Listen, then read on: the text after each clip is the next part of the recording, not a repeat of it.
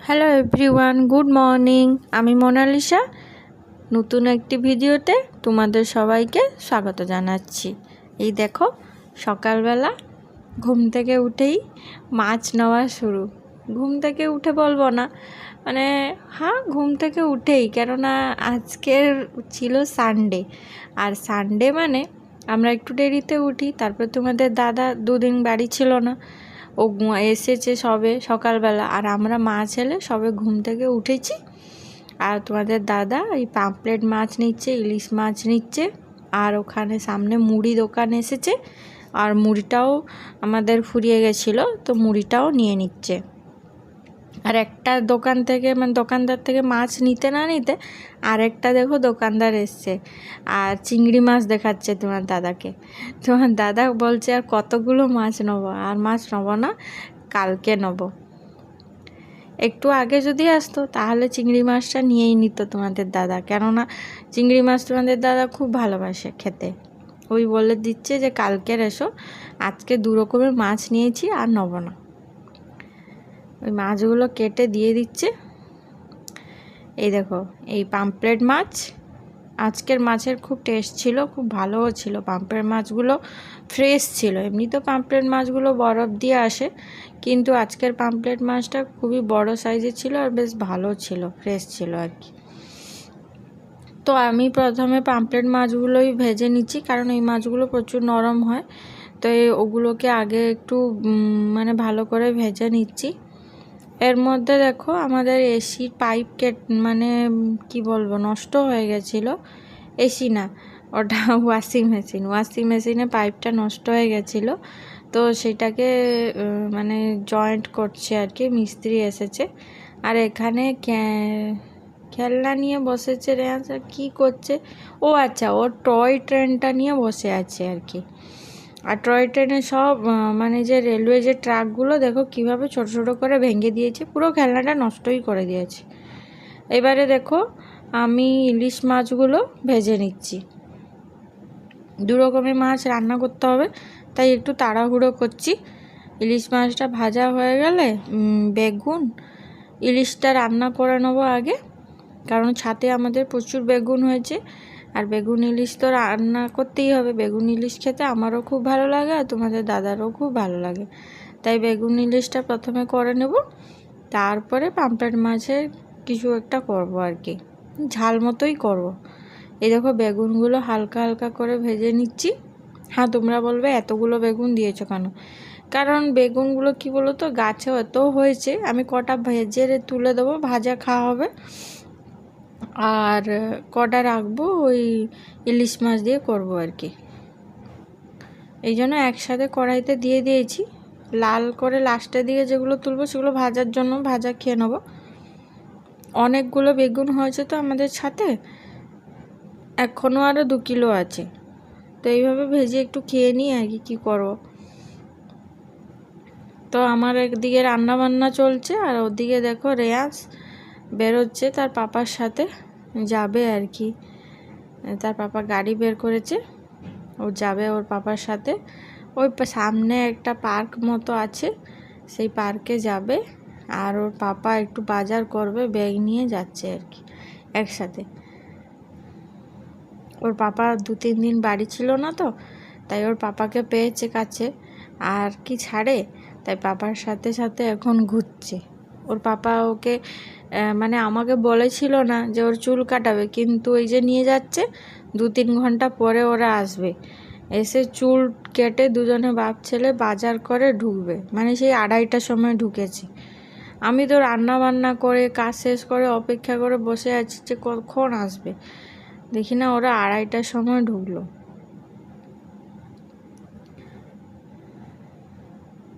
ওর practice হয়ে গেছে এই সামনে দাঁড়িয়ে যেতে যেতে, আর ওর ভয় করে না। প্রথমে ভয় করতো, কিন্তু এখন আর ভয় করে না।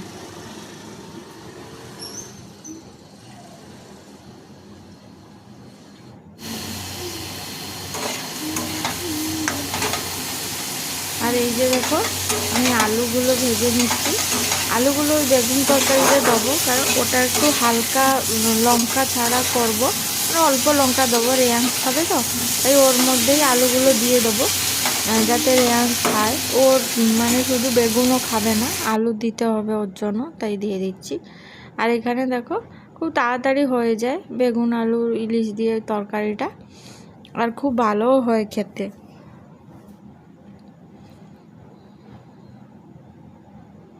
হয়ে এসছে, এবারে নামিয়ে নেব। এবারে দেখো ওটা নামিয়ে নিয়ে আমি কড়াইতে তেল দিয়ে দিয়েছি।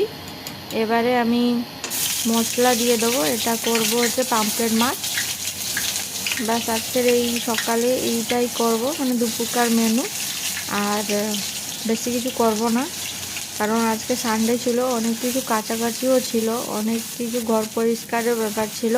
তো সেগুলো করতে গিয়ে আমার অলরেডি এখন 1টা বাজে, তো তাই তাড়াহুড়ো করছি।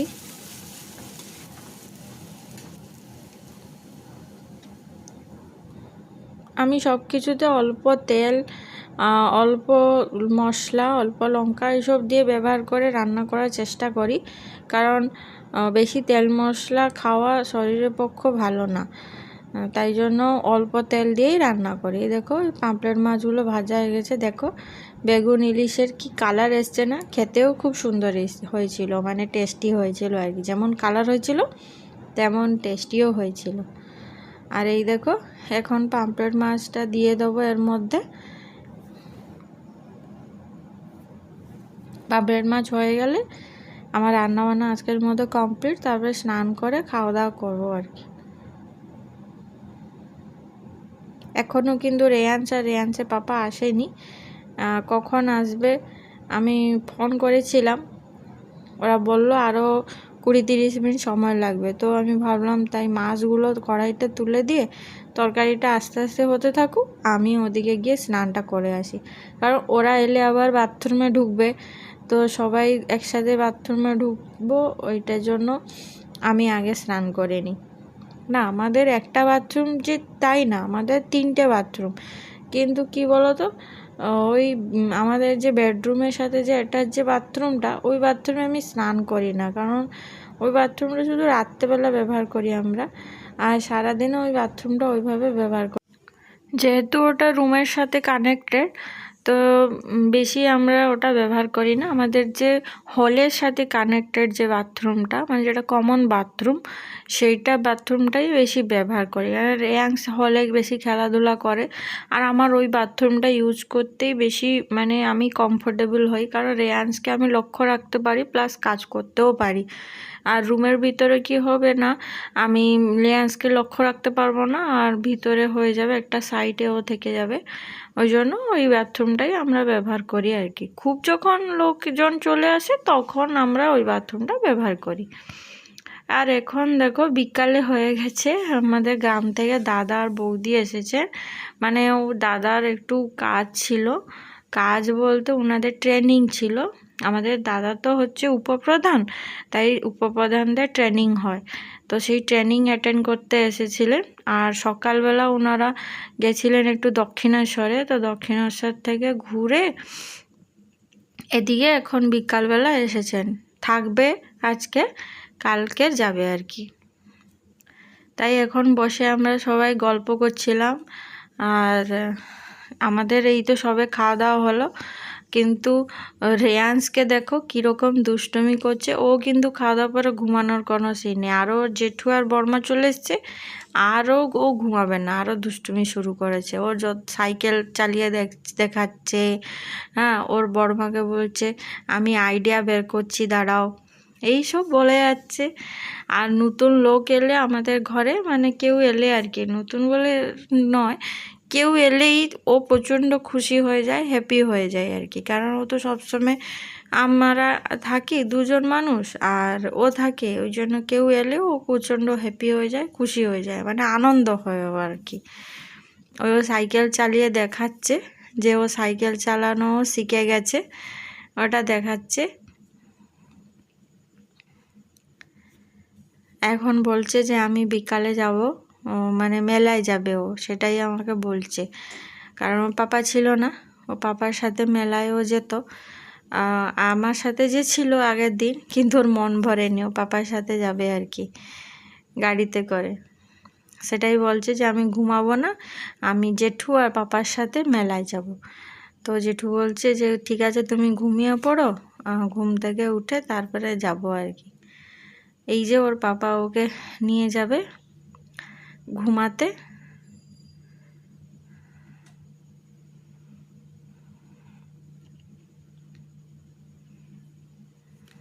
এখন সন্ধ্যাবেলা আমরা মানে বসে একটু গল্প করছিলাম, তারপরে তোমাদের দাদা মটন এনেছিল, ওই মটন রান্না হবে। মটনটা আমি ধুয়ে পরিষ্কার করে নিয়েছি প্রথমে, তো সেটা দেখো জল অনেকটা বেরিয়েছে, তো সেই জলগুলো ফেলে দেবো। তারপর আমি প্রেশার কুকার বের করেছি। আমি মটন এইভাবেই রান্না করি, তোমরা কিভাবে রান্না করো আমাকে কমেন্টে জানাবে। কেননা আমি প্রথমে মটনটাকে অল্প একটু হলুদ আর অল্প একটু লবণ দিয়ে, অল্প লবণ না, মটনের মাপেই লবণ দিয়ে প্রেশারে সিদ্ধ করে নিই, জল দিই না, কারণ মটনের মধ্যে যা জল বেরোয় ওই জলেই সিদ্ধ হয়ে যায়। আমি প্রথমে 4-5টা সিটি দিয়ে দিই যাতে মটনটা একটু নরম হয়ে যায়। তো সেটাই এখন করব, মটনগুলো প্রেশারের মধ্যে দিয়ে একটু সিটি দিয়ে নেব।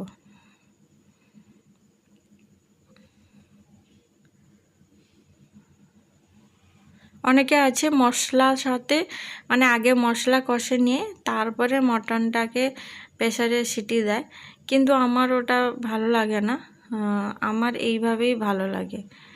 তো আমি এইভাবেই করি। মটনে একদম জল দিতে লাগেই না, এইভাবে জলগুলো ঝাড়িয়ে লবণ আর হলুদ দিয়ে, হলুদ অল্প দিতে হবে আর লবণটা মাপের দিতে হবে, দিয়ে মটনটাকে বসিয়ে দিতে হবে। তাহলে 4 থেকে 5টা সিটি হবে, হয়ে যাবে।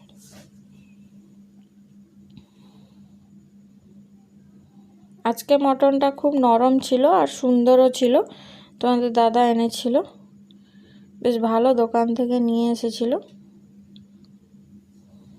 আমাদের এখানে সোনারপুরে অনেকগুলো দোকান আছে, কিন্তু ভালো দোকানে থেকেই তোমাদের দাদা প্রায় টাইম নিয়ে আসে, কারণ ভালো দোকানে জিনিস একটু ভালো হয় না, আর খাবার দাবারের ক্ষেত্রে তোমাদের দাদা কোনো কম্প্রোমাইজ করে না। আর এই দেখো এখন মটন সিদ্ধ হয়ে গেছে, আমি সাইডে নামিয়ে দিয়েছি। কড়াইতে আলুটা আগে ভেজে নেব, আলু না দিলে কি জমে বলো, তাই আলুগুলো আগে ভেজে নিচ্ছি। আলু ভাজা হয়ে এসছে, নামিয়ে নেব। এবারে পেঁয়াজ দিয়ে দেবো। এই দেখো পেঁয়াজ দিয়ে দিয়েছি, পেঁয়াজটা হালকা একটু লাল লাল হয়ে গেলে তারপর ওর মধ্যে আদা রসুন পেঁয়াজ যে পেস্ট আছে সেই পেস্টটা দিয়ে দেবো। হ্যাঁ, এর মধ্যে আমি আবার গোটা গরম মশলা দিয়েছিলাম, সেটা আমি মানে ক্যামেরায় আনতে ভুলে গেছি। তো দেখো গোটা গরম মশলা আছে ওর মধ্যে, আগে দিয়েছিলাম গরম তেলে গোটা গরম মশলাটা। পেঁয়াজ একটু হালকা লাল লাল হয়ে আসলে তারপরে সেটাকে মানে এর মধ্যে মশলা দিতে হবে আর কি। একটু ধৈর্য ধরে মটনটা রান্না করতে লাগে বেশি সময়, কারণ অনেক সময় মটনটা একটু ভালো করে রান্না না করলে ও টেস্টই পাওয়া যায় না। এ দেখো আমি মশলা দিয়ে দিয়েছি, মশলাও একটু হালকা তেল ছেড়ে দিয়েছে, তো বেশি না, বেশি কষিয়ে নিলে মশলাটা আবার সমস্যা আছে, তো হালকা হালকা তেল ছেড়ে দেবে। তো সেই টাইমে মটন যে সিদ্ধ মটনটা আছে ওর জলটা পরে দেওয়া হবে, আগে সিদ্ধ মটনটাকে দিয়ে এই দেখো সুন্দর করে ওটাকে ভালো করে মশলার সাথে কিছুক্ষণ কষিয়ে নিতে হবে। তারপরে কষানোর পর কি করতে হবে না, যতগুলো তোমার গুঁড়ো মশলা যেমন হচ্ছে লঙ্কা গুঁড়ো, হলুদ আর যা যা তুমি দিতে চাও সেগুলো তুমি অপশনাল, ওগুলো তোমরা দিতেই পারো। আমি কিন্তু কিছুই দিইনি, আমি দেখো পেঁয়াজের পেস্টটা দিয়ে দিলাম। পেঁয়াজের পেস্টটা এতক্ষণ দিয়েছিলাম না, পেঁয়াজের পেস্টটা দেবো, তারপরে টমেটো দেবো, তারপরে লঙ্কা গুঁড়ো দিয়ে দেবো। লঙ্কা গুঁড়ো আমি অল্প দিয়েছিলাম, আর কাশ্মীরি রেড যেটা লাল হয়, যেটা কালার হয় শুধুমাত্র, সেটা একটু বেশি দিয়েছিলাম বাস, কারণ রেয়াংশ খাবে তো তাই ঝাল একটু অল্প দিয়েছিলাম, আর রাত্রেবেলা বেশি ঝাল না খাওয়াও ভালো, তো তাই অল্প সব গুঁড়ো মশলাগুলো দিয়ে আর একটু ভালো করে কষিয়ে নিতে হবে। এই দেখো সব গুঁড়ো মশলাগুলো দিয়ে দিয়েছি, ভালো করে কষিয়ে নিয়ে এটা করতে হবে।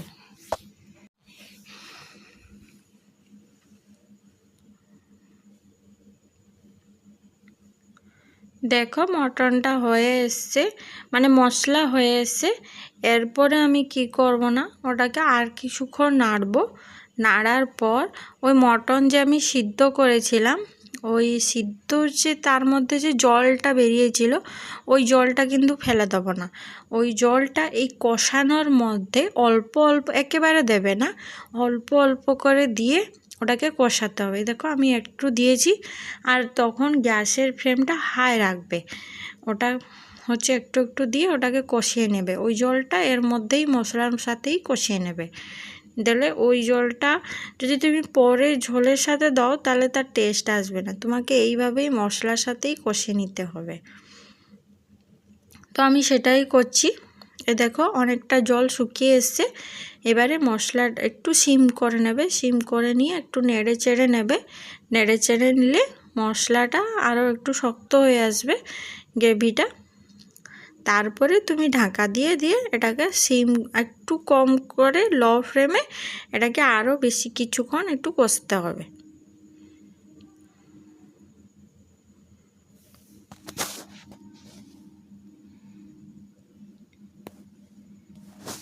আমি কিন্তু পুরো জলটা দিইনি, আমি অল্প জল দিয়েছিলাম, আরও অল্প জল এই দেখো বাটিতে আছে।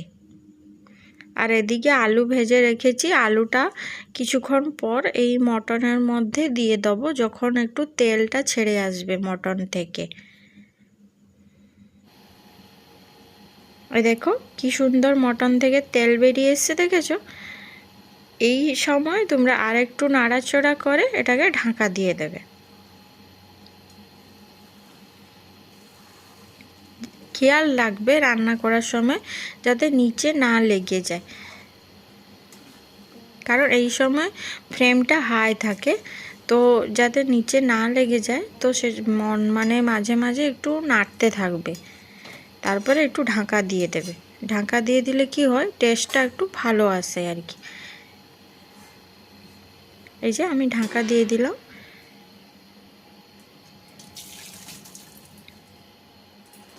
5 মিনিট যাওয়ার পর ঢাকনাটা বের করে আমি এর মধ্যে দেখো আলু দিয়ে দিয়েছি। আলু দিয়ে একটু নেড়ে চেড়ে নিয়েছি আরও 5 মিনিট। তারপরে আমি গরম জল করে রেখেছিলাম, ওই গরম জলটা দিয়ে দেবো। আপনারা আপনাদের পরিমাণ মতো দেবেন, মানে যতটুকু আপনারা গ্রেভি খাবেন ততটুকুই দেবেন। তো আমি দিয়ে দিয়েছি। এবারে আরেকটু জল লাগবে, কারণ আমরা একটু বেশি মানে মটনের ঝোল খেতে ভালোবাসি। তো মানে বেশি পাতলা না কি বেশি গ্রেভিও না, আমি মাঝে মিডিয়ামটাই রাখবো। তো আরেকটু জল দিয়ে দিয়েছি। এবারে মটনটা ফুটে এলেই নামিয়ে নেব। সব সিদ্ধ হয়ে এসছে, নামিয়ে নেব। একটু গরম মশলা দিয়ে নামিয়ে নেব।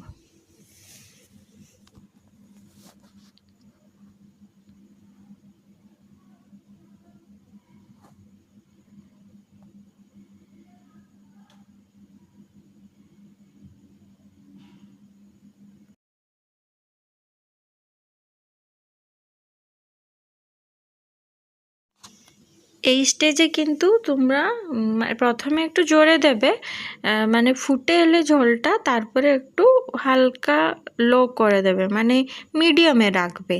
তাহলে কি হবে না, ওই ঝোলটা যে ফুটবে না তার স্বাদটা তোমরা পাবে।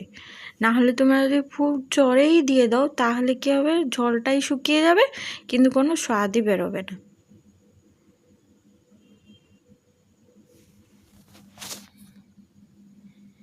এই দেখো আমাদের রান্না হয়ে এসছে, মটন হয়ে গেছে। এদিকে আমি ভাত বসিয়ে নিচ্ছি। ভাত হয়ে গেলে এবারে খাওয়া দাওয়া করব। সবাই মিলে নিচেই বসে আছি খেতে, নিচে সবাই একসাথে মিলে খেতে খুবই ভালো লাগে, তাই না? আর রেয়ান্স এখানে কার্টুন দেখছে আর খাচ্ছে, আর সবাই বসে খাচ্ছে। সবাই একসাথে বসে খেতে খুবই ভালো লাগে, তাই না? আর রেয়াংস হচ্ছে এখানে বসে খাচ্ছিল কার্টুন দেখে দেখে, কারণ কার্টুন ছাড়া ওর মানে খাবার ওর চলে না। আর কি বলবো, রেয়াংস পামপ্লেট মাছ খাচ্ছিল। দিনের বেলা যে হয়েছিল ওই তরকারি তো আমি বেশি করে কেড়ে দিয়েছিলাম, কারণ আমি জানতাম যে রাতে দাদা বৌদিরা আসবে, তাই বেশি করে রান্না করে রেখে দিয়েছিলাম। আর এখন রাত্রেবেলা মটন হয়েছে, এই আর কি আজকের মেনু। তো আজকের এই ছোট্ট ভিডিওটি তোমাদের কেমন লাগলো অবশ্যই কমেন্টে জানাবে, আর ভালো লাগলে একটা লাইক করে দেবে, আর আমার চ্যানেলটিকে ছেড়ে যাওয়ার আগে অবশ্যই সাবস্ক্রাইব করে দেবে। তাহলে আজকের মতো আসি, tata, bye bye, good night.